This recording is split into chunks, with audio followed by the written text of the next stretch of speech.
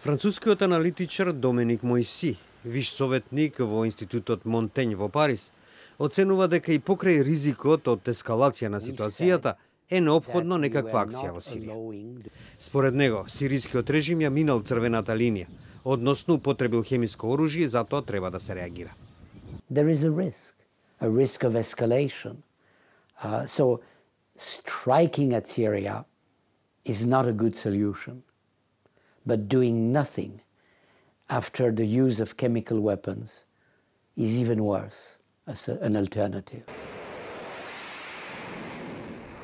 Тој оценува дека резултатите од тие удари на долг рок ќе бидат веројатно незначителни, бидејќи сега, како што вели, е премногу доцна со оглед на тоа што режимот на Башар ал-Асад, поддржан од Русија и Иран, ја добива битката. So we will strike symbolically at very specific targets with no strategic consequences, but hopefully with diplomatic consequences and with political consequences. Рауел Марк Герех од Фондацијата за одбрана на демократијите на слично мислење. At most, it would be another warning to the Assad axis, to Moscow, to Tehran, not to use poison gas, but it would probably be a green light for them to use whatever else they want.